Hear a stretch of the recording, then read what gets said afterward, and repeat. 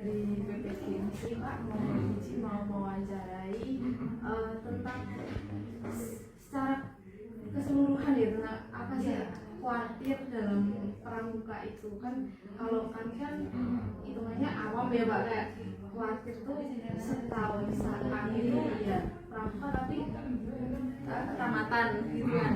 Nah itu mungkin bisa apa cara garis besarnya itu gimana sih kalau khawatir? Baik, khawatir ranting gerakan pramuka itu di tingkat kecamatan namanya paran ya, khawatir ranting ya. Nah, khawatir ranting seperti biasa bahwa salah satu bagian unsur dari kepramukaan itu ada dari nasional ya, ada Parnas itu dari nasional, kemudian di bawahnya Parda itu provinsi ya, kemudian ada Kwarcap itu kabupaten tingkatnya, dan kita di kecamatan namanya Kwarang Katiranting gitu ya. Nah, Katiranting itu di bawah binaan Kak Mahdiran namanya, nah, Pak Camat ya itu. Nah, di bawah Kwarang itu ada namanya gugus depan, itu sekolah, pangkalan sekolah ya. Ada juga gugus depan di sekolah, ada gugus depan teritorial itu di desa, ada gugus lingkungan ya Mas ya, teritorial itu ya. Nah, kami di tingkat kecamatan. Jadi kecamatan ini mengakomodasi yang ada. Kalau di sini ada gugus depan sekolah baik dari SD, kemudian SMP dan SMK, SMA ya tuh. Nah, sebenarnya kalau ada ya teritorial ada ya, tapi kita nggak aktif. Nah, di teritorial kali ini Mas ya. Nah, itu teritorial itu adalah anggotanya pramuka dari pemuda-pemuda Mas. Kami khusus itu. Nah, bagaimana pembinaannya? Kami mesti sesuai dengan program Kwarcap sesuai nasional atau Parda. Nah, kami berorientasi itu. Bagaimana pembinaannya? Ya, kami tugasnya membina pramuka baik itu siaga, penggalang, penegak. Ya, karena di sini ada penegaknya adalah Dewan Kerja ya Mas ya. Ya, Pandika juga ada. Pandika juga ada. Itu ya. Nah itu. Nah, kalau terkait dengan penggalang, memang kami fokusnya memberdayakan gugus depan. Gugus depan itu pangkalan gerakan pramuka di sekolah. Itu namanya gugus depan. Ada gugus depan putri, ada gugus depan putra. Nanti ada budak putra, ada budak putri. Nomornya ada. Jadi itu beda nomornya. Kalau putra itu nomornya ganjil Mas, ganjil. Kalau putri itu genap. Itu ada sudah ada pembaruan di sini nomor gugus depan. Gugus depan ini tugasnya memang melaksanakan ini pembinaan kepada pembinanya sendiri juga melakukan pembinaan kepada anak-anak kita ya, anak-anak kita. Jadi, nah di gugus depan itu ada siaga. Itu siaga itu anak yang di bawah usia 10 tahun ya. Nah, usia 10 tahun itu nah, biasanya usia ya ada siaga mula bantu data. Kemudian ada penggalang, anak yang di bawah di atas 10 tahun ya Mas ya. Nah, ada penggalang ramu, rakit dan kerap.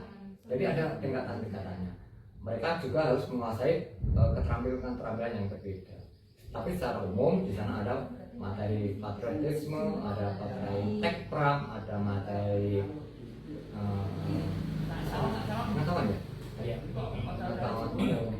Itu. Tapi intinya dari pramuka itu adalah untuk membentuk karakter perilaku sesuai dengan apa?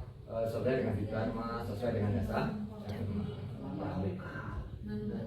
Nah, kemudian cara pembinaan penggalangnya bisa melalui latihan.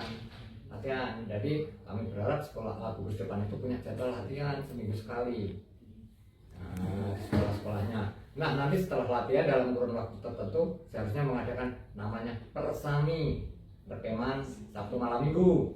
Diharapkan apa? Itu mampu mengevaluasi selama latihan itu. Setelah persami mereka nanti akan mengikuti mungkin perkemahan di tingkat para namanya jambore atau juga LT lomba tingkat. Jadi ada dua perkemahan di tingkat paran itu ada jambore itu yang sifatnya menyenangkan, bermain-main, bergembira. Kalau LT itu sifatnya memang prestasi. Jadi kompetensinya sangat dibutuhkan tertentu ya ada. Nah nanti itu akan menjadi acuan untuk mengikuti jambore di tingkat pajak maupun daerah. Dan juga LT1 itu juga ada ya Mas ya. LT1 itu di gugus depan. Kalau di kecamatan LT2, kalau di kabupaten LT3. Nanti ada LT4 di provinsi. Nah itu kontingennya bersinambungan itu jenjang gitu ya. Nah itu. Tapi di sini juga ada namanya Pramuka Garuda. Pramuka Garuda ini untuk penggalang memang pramuka yang memiliki keterampilan tertentu hasil uji tes, dia Pak ya, tes. Dan tertinggi ketika secara jenjang. Nah, jadi itu pramuka Garuda itu pramuka yang hebat sendiri gitu ya, menguasai semuanya. Jadi pramuka Garuda Siaga, pramuka Garuda Penggalang, ya Mas ya? Nah, Berarti itu ada seleksinya sendiri. ada tes kita ngirim. Itu pramuka Garuda nggak semuanya bisa. Ya, tentu dari hanya orang anak-anak tertentu yang lolos karena banyak persyaratan juga ya. Baik itu pengetahuannya, keterampilannya, Syarat khususnya. Itu ada syarat kriteria maksudnya Ada. misalnya minimal usia berapa atau Itu berdasarkan keterampilan yang dimiliki. Nah, ada PKK, keterampilan khusus, ada TKO, kecakapan umum. Nah, itu menjadi patokannya untuk lolos menjadi pramuka Garuda. Kalau di Karanganyar itu kalau TKO maksimal, minimal itu sudah TKO-nya tingkat terap. Kalau TKK itu yang Purwa itu ada minimal 10, terus madjanya itu ada 5, utama ada 3. Ini loh tanda-tanda. Kalau Purwa kan lingkaran, madya itu persegi, kalau utama kan segi 5. Jadi ada batas dan juga syarat khususnya. Dan di situ menjadi salah satu sebagai contoh teladan di masyarakatnya. Gitu. Di gugus depannya juga. Juga. Ya, dan itu pramuka itu kan setiap latihan menempuh tanda kecakapan. Jadi ada dia itu seharusnya setiap kecakapan di TKK atau TKW itu ya, itu harusnya ada ujian. Nah, nanti juga ada pelantikan. Kayak gitu. Setelah ujian dan pelantikan, mereka akan diberi tanda keselamatan penghargaan. Jadi kayak gitu. Tuh. kemudian untuk kan itu sudah dites di persekolahannya Pak? Di gugus depan. Langsung di gugus? Iya, di gugus depan oleh pembinanya. Jadi bukan persekolahan. Di gugus depan. Berarti seleksinya untuk anaknya langsung ke gugus depan? Iya, di gugus depan. Gitu ya. Kalau TKU TKK itu kan yang berhak menguji oleh pembinanya. Ya, kalau TKK khusus itu kan bisa melalui juga seorang ahli, Ya. itu di masyarakat, di instansi itu yang berkaitan dengan bidang yang mau diujikan. Contoh, seumpamanya mau menguji yang namanya keamanan lingkungan, itu bisa langsung ke Pak RT.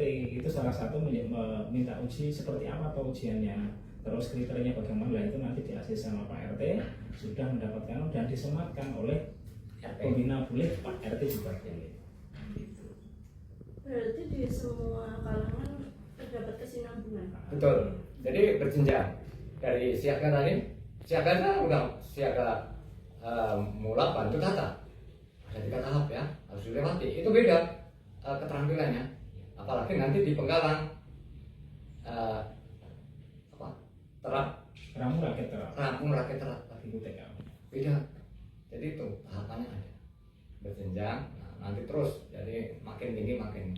Dan kalau di bawah penggalang itu mungkin masih sifatnya campuran bermain ya, pengetahuannya dikit. Nanti kalau udah atas sampai dewasa ya Mas ya, itu lebih banyak seminar kayak lokakaya, kayak diskusi gitu. Jadi beda. Nah, khusus. Kalau untuk pembinanya di gugus depan, untuk penggalang itu harus lulus KMT. Khusus mahir dasar minimal, KMN boleh. Jadi beda. Jadi pembina itu ada kriteria kursus mahir dasar, KMD, KML, APD, KPL. Jadi lulusannya beda-beda. Beda-beda. Ya, ini jenjangnya kalau tinggi ya KPL ya Mas ya. Ya. KPL. Tuh. Pernah dengar belum ini? Belum. Nah, ini kita baru Dengar ya. Oke. Kursus pertama itu harusnya pembina itu kita boleh membina seharusnya ya harus lulus namanya kursus mahir dasar dulu. Kalau ingin meningkatkan lagi harus ikut namanya kursus mahir lanjutan KMR. Ingin meningkat lagi, kerennya lagi harusnya kursus pelatih dasar KPD. Itu udah bisa mengajar temennya. Tuh. Kalau ingin lebih tinggi KPR, kursus pelatih lanjutan. Nah itu udah harus lama melintang gitu. Dan yang menjadi fenomena sekarang kebanyakan pembina itu asal-asalan, tidak bersertifikat KMD, ngakunya pembina. Nah di situ contoh kalau pegang SMA, SMK, ada seorang kakak yang dari SMA, dia mengaku pembina. Ditanya apakah sudah memiliki sertifikat KMD, ternyata belum. Nah di situ bukan menjadi pembina, tapi menjadi asisten pembina. Kalau di situ kalau belum memiliki yang namanya sertifikat KMD belum dikatakan pembina, karena mengikuti KMD itu harus melalui dari 7 hari minimal terkait kursus itu, kursus mahir, kursus pembina pramuka mahir tingkat dasar. Dan di situ sebetulnya belum boleh melantik yang namanya TKU, TKK kalau di atasnya ada yang KML. Karena kalau KML sudah penjurusan fokus, sudah berpita. Kalau merah itu penggalang, hijau itu siaga, kuning penegak pandega. Nah kalau kebanyakan sekarang belum KML tapi sudah berani melantik. Tapi kemungkinannya ada perubahan petunjuk penyelenggaraan, karena di tingkat warna sendiri ternyata KMD sudah dijuruskan. Kalau KMD-nya itu penggalang, itu udah dari awal penggalang terus. Jadi udah ada spesialnya, beda. Karena kita memperlakukan anak sesuai dengan tingkat usianya. Anak siaga beda perlakuannya dengan anak penggalang, anak penegak dan dewasa ya. Itu ada yang lagi tanyakan? Mohon izin tadi membahas sedikit terkait yang kuartir. Kuartir itu sebetulnya yang mengetuai adalah Kakwaran. Ya, beliau Kak Kusinil Kakwaran Tasikmadu. Ya. Dan yang sebagai pelaksana itu nanti Andalan Ranting. Beberapa ada andalan. Bina Muda. Ada Bina Muda, Bina Wasa, Orhum, kemudian Humas, dan nanti Keuangan dan Sarana Prasarana. Jadi ada pengurusnya. Ada pengurus di situ, bidang-bidang ada sendiri, ada di situ. Dan di situ periodenya untuk kuartir itu adalah 3 tahun masa jabatannya. Tapi di sini selama ini alhamdulillah bisa berjalan dengan baik ya. Alhamdulillah Keluaran Tasikmadu kita kemarin juga tergiat ya Mas ya. Insyaallah tergiat. Jadi tergiat 2 ya. Harapan 1 Pak. Yang sana yang diserahkan di ini kok. Oh, kalau yang kemarin di tahun kemarin adalah juara 2. Ayo loh. Kita tergiat 2 di ini ya, di silakan bisa. Iya. Di pasar hari Pramuka. Tadi kan beberapa sudah meraih penghargaan gitu ya Pak. Pasti di belakang itu ada mungkin kesulitan atau hambatan jadi ada kuartir mungkin dari Tasikmadu. Mungkin bisa dikatakan kepada kami seperti apa hambatan atau kesulitan yang dihadapi nanti sampai mendapatkan penghargaan tadi. Kesulitannya tidak mudah mencari relawan masuk pramuka. Kenapa? Pramuka itu tidak ada hasilnya. Bahkan orang yang masuk pramuka seperti kami seperti kita itu mengorbankan. Jadi korbannya bukan hanya tenaga dan pikiran, tapi sampai kadang-kadang material, finansial. Jadi kita korbankan ke sana. Jadi kalau ingin hidup di pramuka nggak bisa, tapi kalau menghidupi pramuka membutuhkan itu. Jadi itu satu. Jadi tidak semua orang itu mau berkorban untuk pramuka. Ya, jadi nah itu tantangan yang pertama. Yang kedua, ya kadang-kadang itu banyak orang yang suka hanya nitip nama aja, ya kan? Nitip nama, aktivis pramuka, tapi ketika ada pekerjaan menyingkir. Benar nggak ya? Tapi di Tasikmadu ya ada, tapi nggak banyak lah. Karena gini, nah yang ketiga ini memang sumber dana.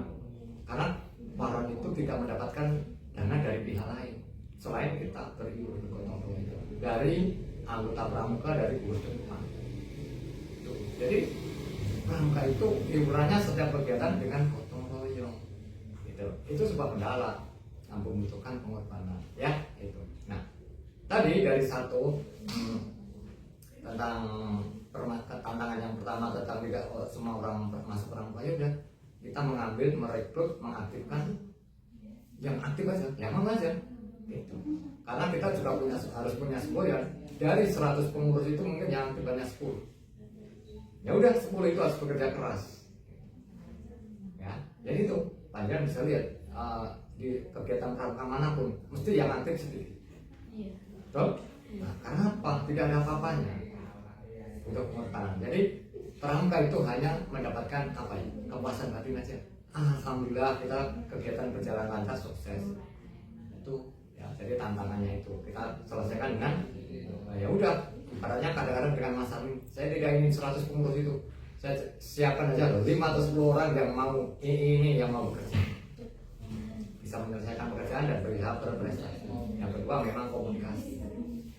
Jadi ketika itu terbatas kita butuh komunikasi interaksi, komunikasi kolaborasi. Jadi perlu relasi yang baik dengan Kak Mabikus, baik dari SD, TK maupun MTS dan SMK. Bagaimana kita berkomunikasi dengan baik, ya itu karena kalau tidak ada komunikasi ya Mas ya hasilnya kurang bagus. Alhamdulillah dengan ya maaf saya dengan mampu berkomunikasi terjadi peningkatan pendapatan saya gitu ya.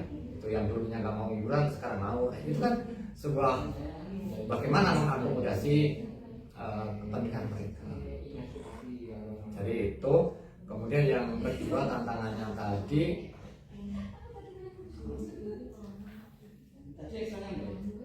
tidak semua orang mau tadi ya, termasuk biaya itu memang kita butuh pendekatan pada Kak Mabikus. Karena yang punya uang itu jujur Kak Mabikus, yaitu mengumpulkan uang menarik iuran. Jadi itu memang solusinya belum kita sampaikan ke Pajak bagaimana kita mendapatkan subsidi kegiatan kepramukaan. Jadi itu tantangannya. Kalau tantangan yang lain banyak Pak. Jadi Pak, karena kalau lihat apa ya, secara finansial maupun material itu, kalau namanya orang misalnya pramuka itu makannya tidak seperti makannya orang-orang gitu ya. Kita jangan bening aja, jangan loncong aja, lauk karak itu udah hebat ya. Ya itu tantangan juga. Seharusnya kan ya lawe sate koko gitu ya. Tapi kan enggak, pramuka gitu, ya kan? Kemudian tantangan juga ini bagi saya itu kadang-kadang pelatih kita kurang percaya diri juga. Pelatih kita itu kurang percaya diri melepas anaknya. Karena pramuka sekarang beda dengan dulu. Kalau dulu itu pramuka, ayo masak gitu, masak kosong, sangin, nggak enak itu nggak masalah. Sekarang pramuka sekarang kan dikirim. Makanya itu dikirim pakai nasi kotak. Jadi lebih enak pesertanya dari masyarakat itu ya. Jadi itu, nah itu bagi saya kurang menumbuhkan kepercayaan diri pada anak. Ya. Kemudian termasuk pasang tenda itu harusnya anak-anak dilatih pasang tenda. Tapi kan enggak yang masak pembinanya. Jadi sebenarnya bisa Pak anak-anak kita. Saya pernah mencoba anak-anak kita bisa mendirikan tenda gitu. Tapi pembinanya kurang memberikan kepercayaan. Nah itu bagaimana para pembina itu kita beri bekal memberikan kepercayaan pada anak supaya pembinanya percaya. Mestinya sebelum berkemah melatih mendirikan ini ya dilatih gitu loh. Nah itu yang kurang lengkap lah bagi saya gitu ya. Tapi secara umum dari pramuka itulah tumbuh kebersamaan karena berikut kan kolaborasi kerjasama, tambah pengetahuannya ya, jiwa sosialnya berkembang karena bersama orang banyak ya. Kemudian pengetahuannya juga tambah, apalagi rasa mandirinya itu di pramuka dibutuhkan sekali. Bahkan itu kalau saya nilai yang paling tinggi bagaimana kesiapannya menghadapi situasi zaman yang terburuk ya. Jadi kalau mungkin anak pramuka itu misalnya terjadi gempa tidur di tenda itu udah biasa ya. Kalau itu yang harus ditanamkan karena alam kita nggak tahu ya. Nah, jadi kalau dia mungkin anak pramuka jelas kok nenggon banjir, nenggon gempa, tidur di tenda anget aja. Tapi coba bayangkan kalau belum justru sakit, stres. Tapi kalau anak kamu kan enggak, lapar, melelap, udah luar biasa. Nah, gitu ya. Dan menggarisbawahi yang paling penting itu terkait pola pembinaan.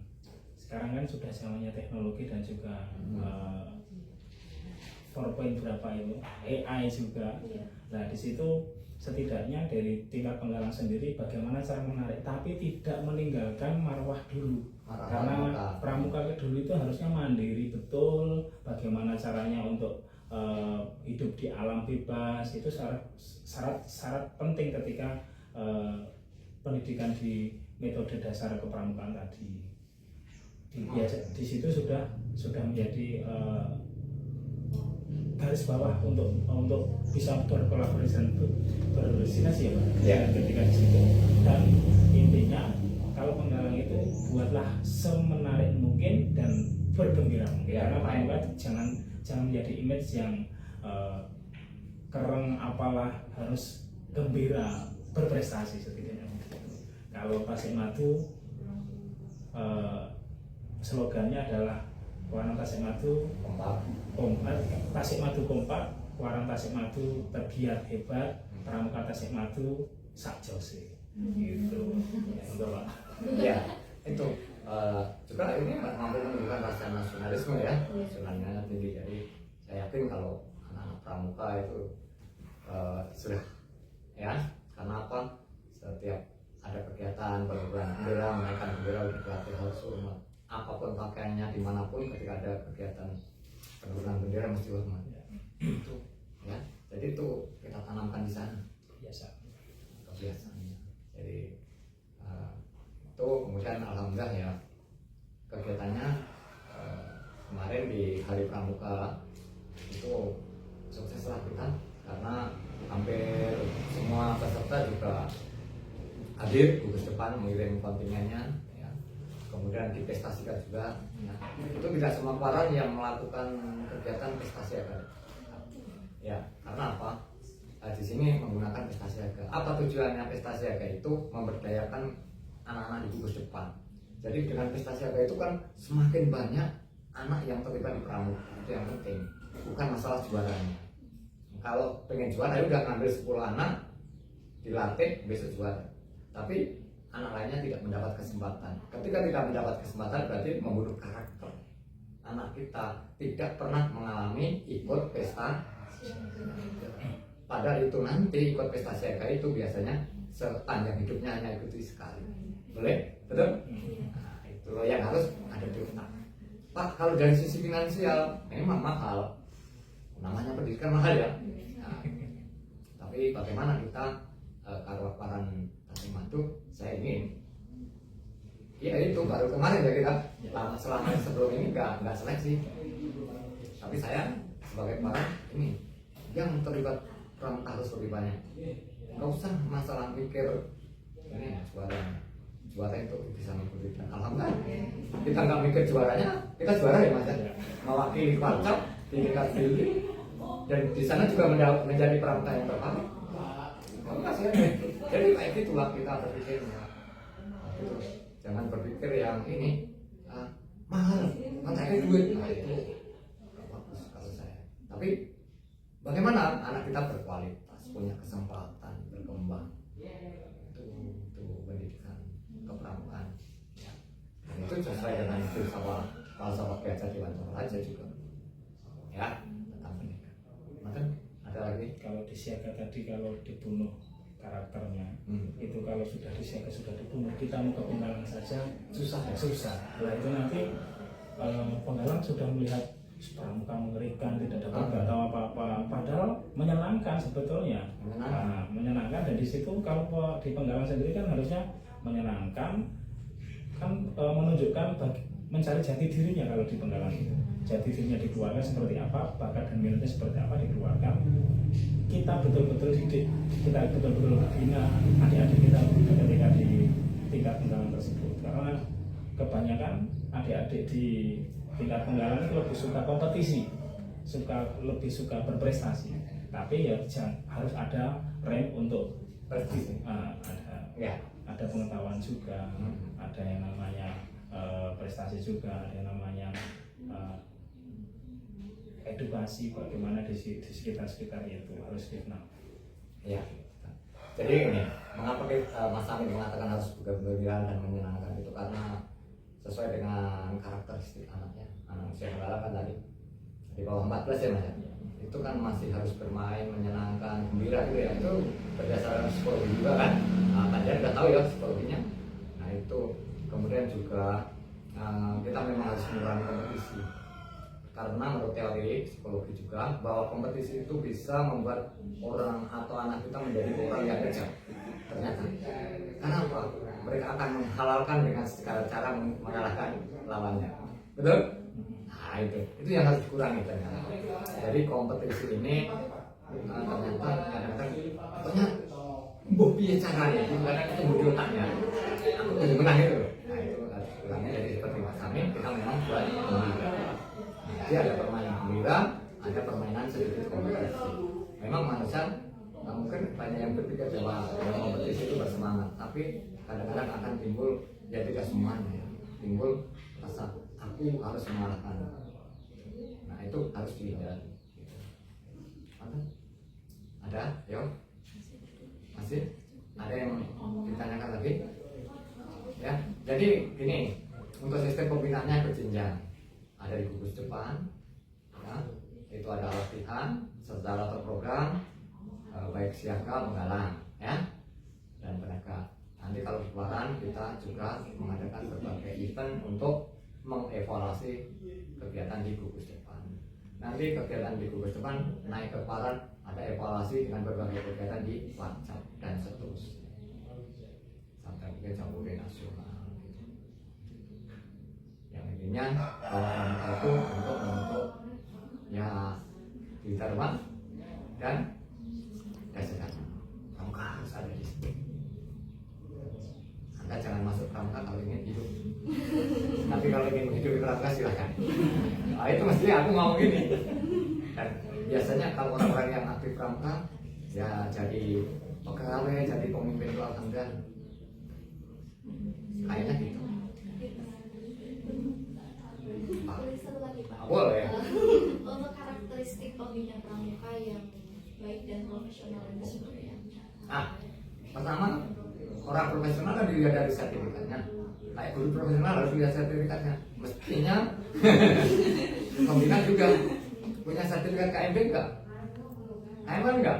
Gitu. Ya. Jadi pertama dari sertifikatnya. Kedua orang profesional itu kan bisa berarti kompetensinya ya. Ya di sana juga dibutuhkan kompetensi kepribadian yang baik, ya kan? Nah, profesionalnya kan jasa tadi, sertifikat bisa dibentuk. Kemudian kepribadiannya baik, kemudian sosialnya juga baik, itu dong. Sosial kepribadian baik dong. Kan jadi contoh perilakunya, sopan santunnya, etikanya, bicaranya, perilakunya, berpakaiannya itu jadi contoh, gitu ya kepribadiannya.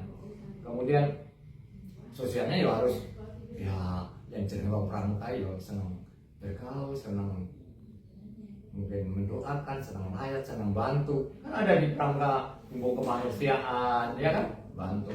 Nah itu sosialnya. Ya kalau profesionalnya tadinya. Jadi itu selain itu memang pramuka dituntut pembina juga dimiliki keterampilan. Ya, terampil ya kudu jenenge pembina pramuka terampil banget simapur, morse, ya. Sandi, tali, kan? Itu. Ini bahkan butuh tepuk juga butuh terampil. Jangan dikira tepuk ya, itu mudah tuh. Banyak yang tepuk aja gak bunyi. Betul ya. Jadi tepuk itu butuh. Orang jangan dikira tepuk mudah. Jadi orang itu kadang-kadang tepuk, coba tepuk, nggak bunyi. Tepuk yang bagus kan masih ada suaranya kan? Dan diatur, irama, kompak. Butuh fokus nggak? Butuh. Jangan dikira tepuk hanya kalau nggak fokus kebablas. Jadi yang profesional itu yang memiliki kompetensi di pramuka. Ya tadi kalau saya menilainya kompetensi profesionalnya tentang kepramukaan, kemudian kepribadiannya yang bagus, sosialnya bagus, dan juga memang kalau ada juga kayaknya kompetensi pedagogik ya. Pedagogik itu ilmu mendidik ya. Nah, karena apa? Butuh ini, menguasai metode ada ya metodologi prinsip dasar kepramukaan dan prinsip dasar kepramukaan. prinsip dasar. Kalau saya secara umum, tapi kalau di kepramukaan enggak, itu Ada. prinsip dasar istilahnya ada di sana. PDK MK, prinsip itu. dasar kepramukaan, metode kepramukaan. Itu yang lebih pakai ada. Nah, kalau itu lebih hafal karena saya dulu aktivis tapi sempat istirahat sebentar ya karena ada tugas. Jadi itu kebetulan saya kan dulu aktif istirahat tahun 2026 istirahat karena bekerja yang gitu. Terus ini baru masuk pramuka lagi udah ketinggalan saya. Jadi kalau dengan Mas Amin saya juga agak banyak bertanya juga karena apa? Pramuka juga mengalami dinamika perubahan sesuai dengan zamannya. Tuh teknologi. Ya. Nah saya mesti tanya Mas ini sekarang seperti dulu kan? Dia apa? Beda Pak, beda nggak masalah. Saya juga gitu. Tapi yang penting bagaimana kita senang pramuka. Satu lagi Pak. Nah, Yang ini tingkat kecamatan nih Pak. Oke. Dan di setiap gugus depannya apakah ada pertemuan atau pembinaan di setiap bulan atau tahunnya? oh ya, oke. Kalau di gugus depan itu kan biasanya diinkludkan dengan pembelajaran. Jadi diinkludkan dengan tugas kedinasan Pak. Mungkin pembinaannya lewat rapat-rapat di sekolah itu. Ada ya. Kalau di Kewarang ada pembinaannya. Kita setiap tanggal 17 ada namanya Karang Pamitra. Itu ajang membina para pembina. Jadi kita dari gugus depan kumpul ya di sini, terus ada pemateri. Kita bahas tentang keterampilan pramukaan. Alhamdulillah kita rutin juga ya Mas ya. Jadi di sini ada rutin setiap tanggal 17 itu. Kecuali kalau pas tanggal 17 ada kegiatan lain, itu kita tidak ada. Tapi selama ini kita bisa berjalan. Jadi lewatnya Karang Pamitra enggak? Belanja masalah di tingkat gugus depan, dibedah di Di Paran Waran, lewat Karang Pamitra. Tuh. Dan saya kayaknya yang aktif hanya sini kan. Iya, 17 kecamatan. 17 kecamatan itu kayaknya saya melihat yang sering share-share itu hanya sini aja. Karena kita sudah komitmen. Jadi pramuka itu berkomitmen kan. Ya. Pokoknya komitmennya ada kegiatan berjalan. Kita nggak mikir tentang apa yang kita dapat uang, tapi pramuka jalan. Sini dewan kerjanya juga jalan. Ya, sudah kegiatan berbagai kegiatan. Kemarin apa Mas habis apa itu? Selain kerjasama pramuka peduli dengan DKN untuk kesiapan bencana ada kemarin apa Mas yang Lili Pak pramuka Pramuka peduli. bukan satunya sebelumnya yang nganggo teknologi itu yang pelatihan pramuka tentang menguasai teknologi itu loh jambore teknologi itu ya Jota Joti tahu ini kok hijau Langsung kita tuh. apa itu biru Dan diingat ya, ketika nanti kalau sapaan di pramuka itu tidak ada Pak, tidak ada Bu, tidak ada Mbak, tidak ada Bule, tapi adanya Kak sama. Kak kok ya Bu.